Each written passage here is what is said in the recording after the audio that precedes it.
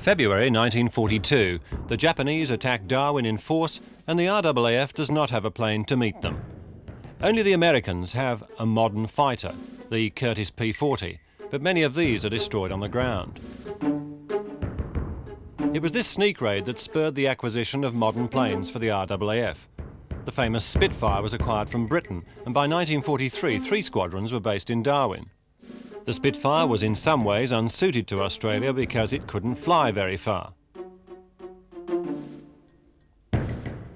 The Kitty Hawk was slower and less manoeuvrable, but sturdy and well made, and it was flown to glory by many Australian pilots. Beauforts and Beaufighters were both manufactured in Australia, and the Beaufighter was outstanding in shipping attacks.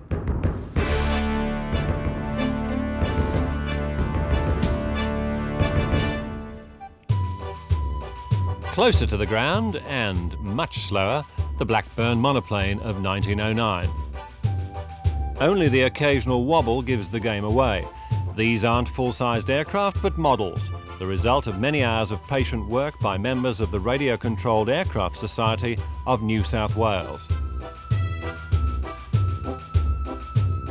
There are no Typhoons flying anywhere in the world except at Richmond.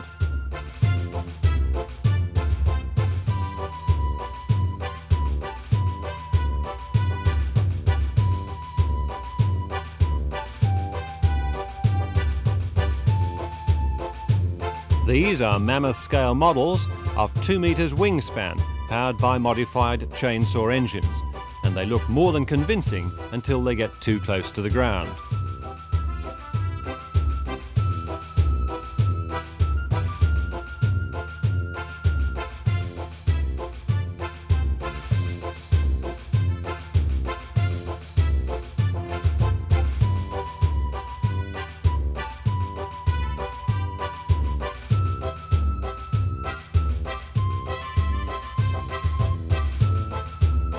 The trainer is the Victor Air Tourer, just as manoeuvrable in model form as the real thing.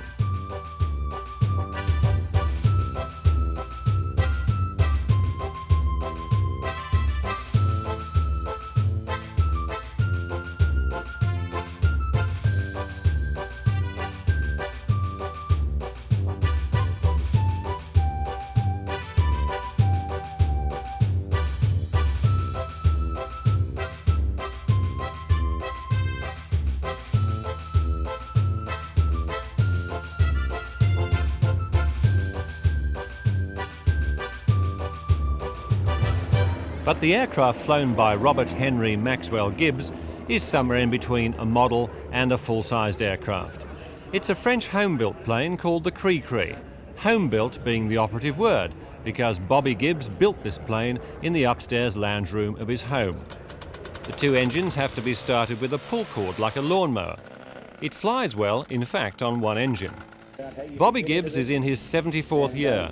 He's a former Kitty Hawk pilot from 3 Squadron RAAF with 10 1/4 enemy planes to his credit.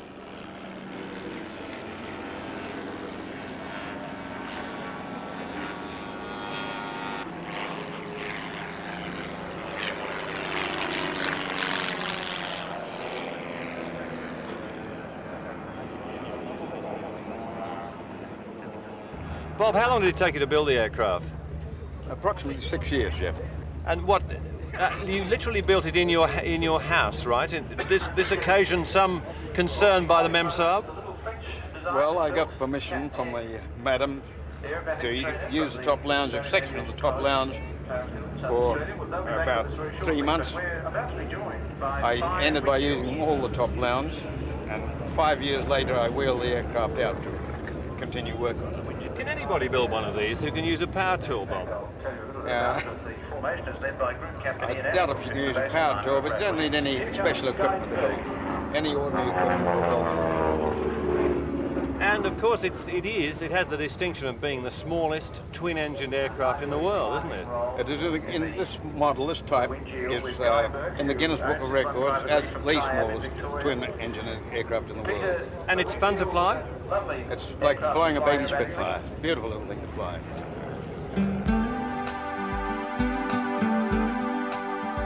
By far the most elegant display given at Richmond were by the aircraft without motive power, the gliders. 3 aircraft were featured, the Pilatus B4, the ASW-20B and the LS-6, flown by Bill Dinsmore, Henk Mertens and Paul Matthews.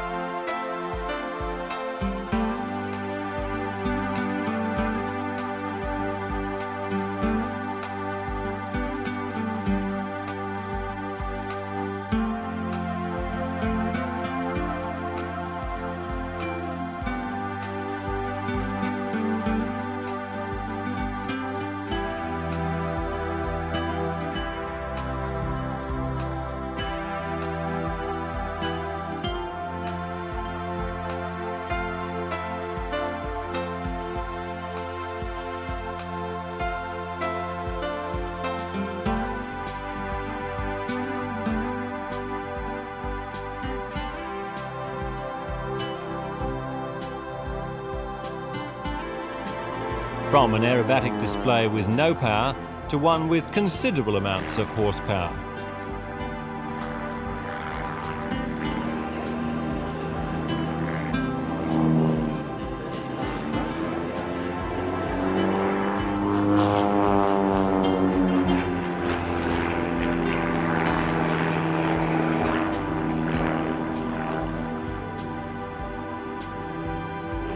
Tumbling from the sky in the pits, Australia's premier aerobatic champion, Chris Sparrow. What makes the pits so perfectly suited to this sort of aerobatic display? Because it's an airshow pilot. Being a biplane, everybody relates to it as an old World War I aircraft. Even though it's a modern design, the strength of it, it's you've got interplane struts and wires so that you can really pull it around corners, whereas in a monoplane you'd have to watch your G-loads in case you damage your wings. But kids relate to it, even adults relate to it as a World War I fighter plane, even though it goes like the hammers and it's a modern machine. Can you describe the solo aerobatic display you're doing for us at Richmond this year? The manoeuvres are going to be the unlimited style, which can't be done in normal conventional aerobatic aeroplanes. They'll be tumbling manoeuvres, Lomshevac, I don't know if you've heard of that. I've seen it. You've seen it. Well, in Czechoslovakia they call that a headache or a stiff drink. Particularly when I'm doing those tumbles, I'm concentrating on staying conscious, of course. Sometimes I've got to tighten up my body because I don't wear a G-suit. Scream to stop the blood rushing from my head, and looking at the horizon, not one moment looking anywhere else but the horizon, because if you lose that, you've lost all your sense of direction. And if that happens, of course, it's pretty disastrous at the height that I do it at. The inner ear, in my case, is built up like a bodybuilder builds up his biceps. So I can take a lot more tolerance than the normal man in the street. When I turn the pits, the G tolerance zone or time is very small because I can turn very rapidly. And before the blood drains away from my head and blacks me out, I'm around the curve and off into another manoeuvre. Chris Sparrow's conservative Greek parents didn't want him to become a pilot in the RAAF. He never did join the service, but he went on to become 13 times Australian aerobatic champion and undefeated. He left school at 15 and started flying when he was 21. The pits he's been driving since 1976.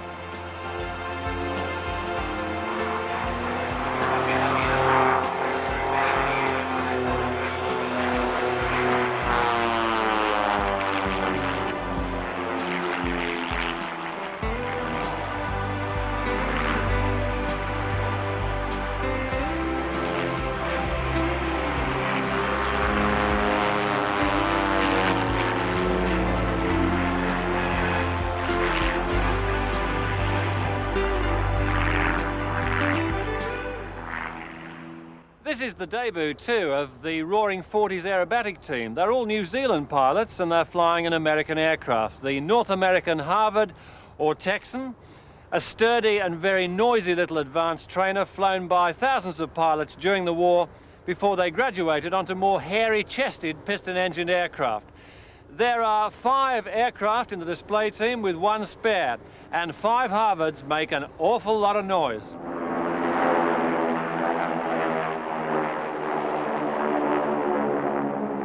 The Westfield Roaring Forties, a name which establishes not just the geographic position of New Zealand, but the vintage of these planes and their pilots.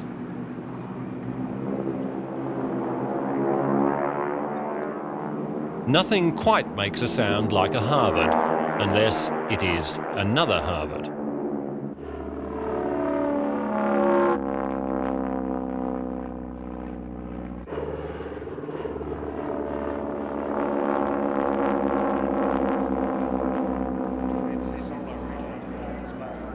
This was probably the most widely used advanced trainer in the world.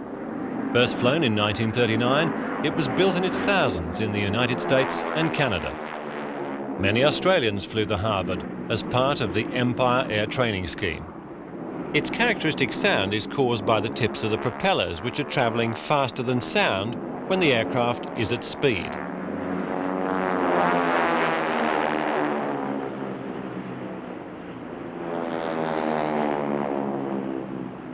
John, what makes the Harvard so eminently suitable for this sort of display work? Well, the aeroplane's very rugged. It's been built as a military trainer. It's got a very responsive control system. Its only limitation really is the lack of power for some of the looping manoeuvres. But generally speaking, it's an easy aeroplane to fly and very responsible and quite delightful for aerobatics.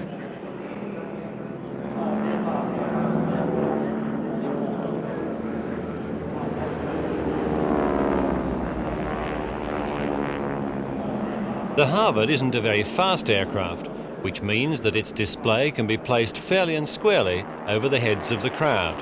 Who gives the orders, you? I give the orders, yes. The formation obviously look at the leader and position himself in relation to him. I give all the radio calls and they follow me, and that's about the size of it.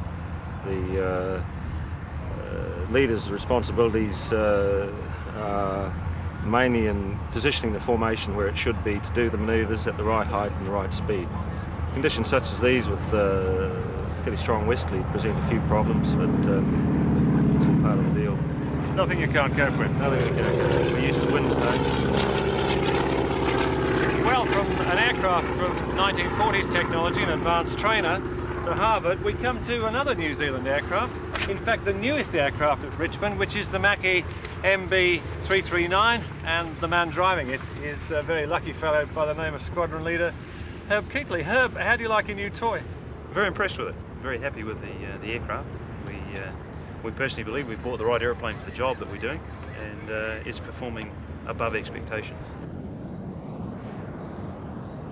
After takeoff, all I'm doing is holding it down, accelerating to 200 knots, and with the thrust and the wing from 200 knots you can loop. And obviously if you try to carry out a full loop from virtually ground lift at 200 knots, it'd be very tight, but doing a roll off the top or half of a horizontal 8, then there's no problem recovering once you come over the top. It must be a great experience to get your hands first off on a new aircraft, particularly as New Zealand is, what, the first Air Force to be equipped with this aircraft? Yes, that's right. It is unique, and it's quite special to hop in an aeroplane that is brand new. How many hours has this aircraft done? This one's now got 26 hours. We've had it just over a month. The new Mackie is so new that even the Kiwis have only got 4 of them. They've ordered 18 of these Italian jets to replace their British-built Strike Masters, some of which are showing fatigue cracks and date back to the early 70s. This is a potent little jet. The Rolls-Royce Viper turbojet gives it 4,400 pounds of thrust with a top speed of 600 miles an hour or 960 kilometres an hour. Although it's a trainer, it can carry bombs and a variety of missiles. It's from this aircraft that pilots graduate onto the New Zealanders' frontline fighter, the Skyhawk, which also has a distinctive aerobatic display at this airshow. Steve, I wonder if you could describe the buddy routine you'll be doing over these 3 days. Well, Jeff, what we do, we start off by running past the crowd quite slow and at a decent altitude so they can see that the 2 aircraft are actually connected by the air refuelling hose. We do a wing over and come back and do a barrel roll in front of the crowd, which is always a crowd thriller.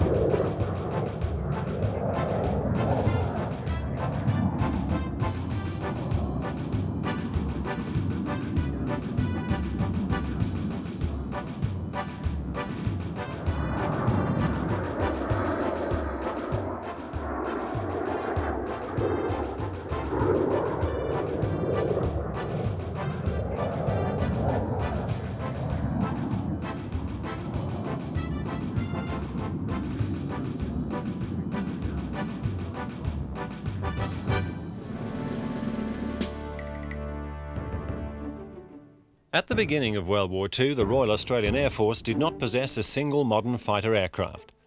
The one exception was the Wirraway, an American design but built in Australia. It took its name from an Aboriginal word meaning challenge. At best, it was an advanced training plane, but even so, some versions were fitted to carry guns, and one succeeded in shooting down a vastly superior Japanese Zero. The Wirraway is important to Australia because of the skills it developed in aeroplane manufacture. Today, 2 survive from the 755 that were built. Stephen Death from Albury is at the controls of this one. To the untrained eye, it looks like a Harvard. The difference? A 2-bladed prop, a slower revving engine, and a curved rudder.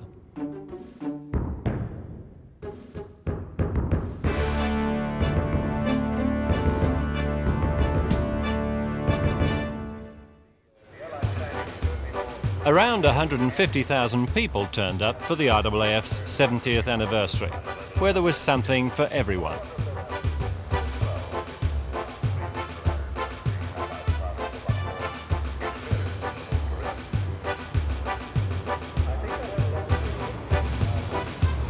There was a chance, for example, for a close-up inspection of the Air Force's frontline fighter. And in the hangar, the RAAF Historical Exhibition.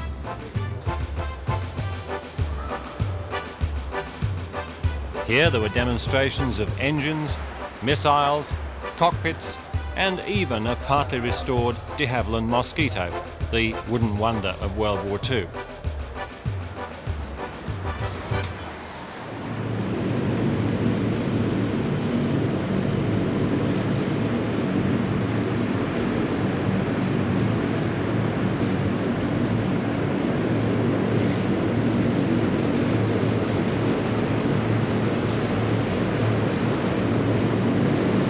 Heavier than air would be the understatement of the century when it comes to the Hercules. Richmond is home base for the Herky Bird, an aeroplane used by 42 other air forces throughout the world.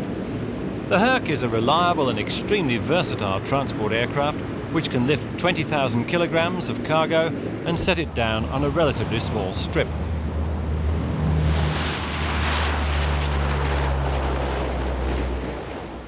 No one would ever accuse the Hercules of being a glamour machine, although the 2 squadrons who operate them from Richmond are very loyal to their machines.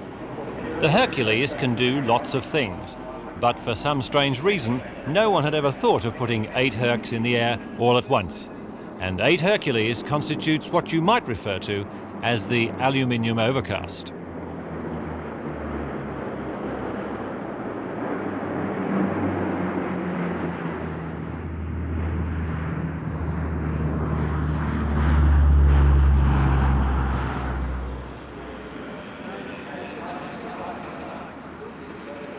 And another highlight of the display, a tactical landing by 36 Squadron, and how quickly you can stop and disgorge your cargo.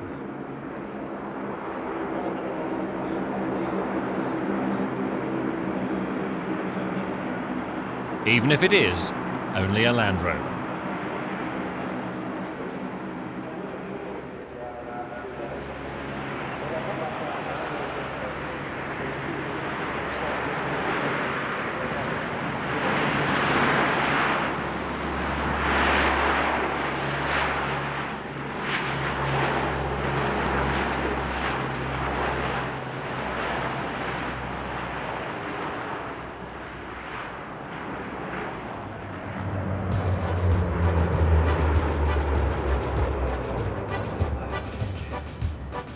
The Hercules is invaluable in the dropping of supplies, either in a military role or dropping feed to hungry animals.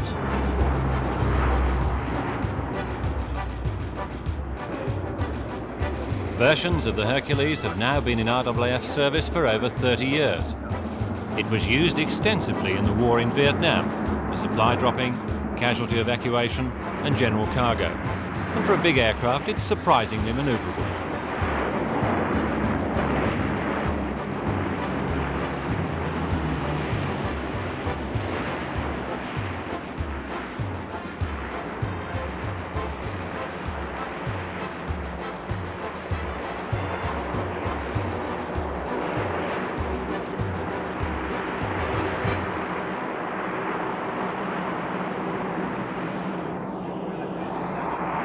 And the Hercules transports at Richmond come in different colours, both camouflaged and natural aluminium with a heat-reflective white top.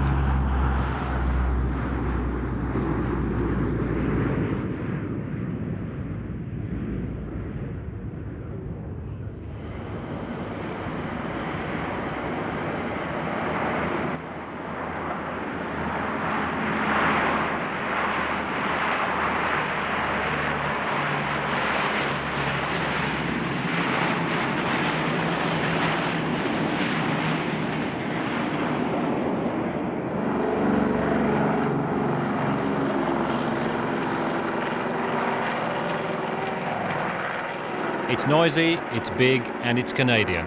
It's the Caribou, also based at Richmond with 38 Squadron.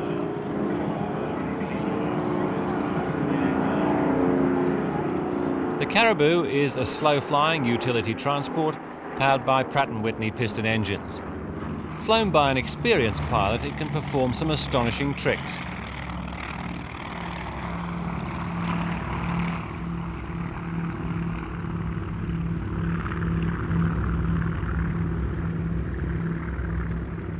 Sit back and watch, and over the next few minutes we'll show you some of the Caribou's extraordinary repertoire.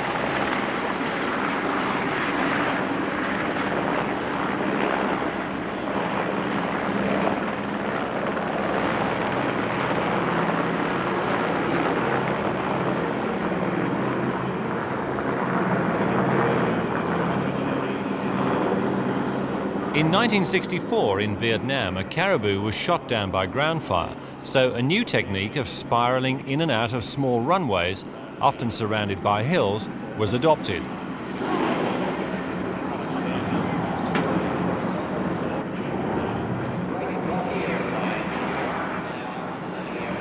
The Caribou can not only land on extremely short runways, but use its reverse pitch propellers to go backwards.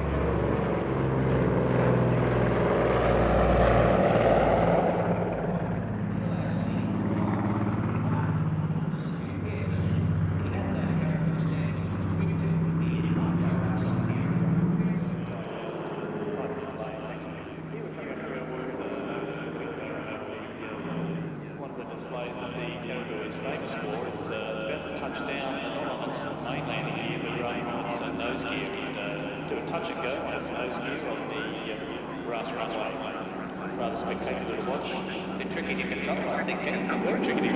And there are not too many aircraft throughout the world that can perform the stunt familiarly known as the wheelbarrow.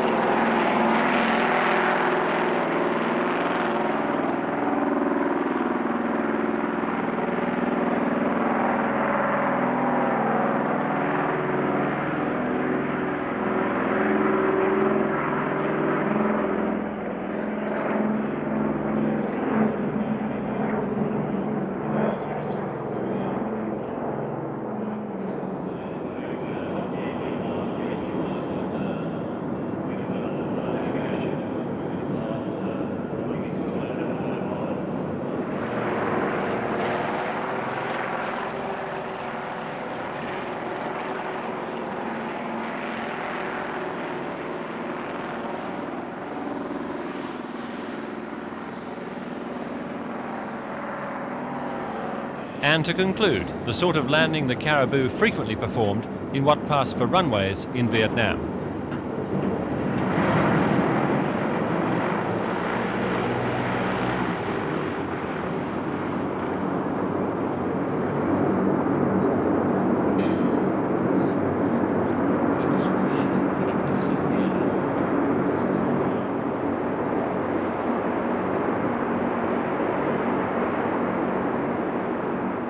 In the 90s, this is still a very effective battlefield support weapon.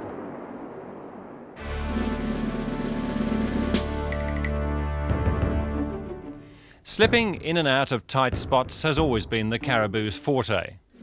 They'd only just been acquired by the RAAF when Australia was involved in Vietnam in 1964. In fact, some of them were on their delivery flights when they were diverted from Butterworth to Saigon. The Caribous became known throughout Vietnam as Wallaby Airlines. They carried paratroops and dropped flares, but their main duty was airlift of troops, civilians and food. Sometimes they even carried live cattle in crates which were dropped to the ground by parachute. All told, in 7 years they carried 41 million kilograms of freight and 700,000 passengers, equal to the population of the city of Perth.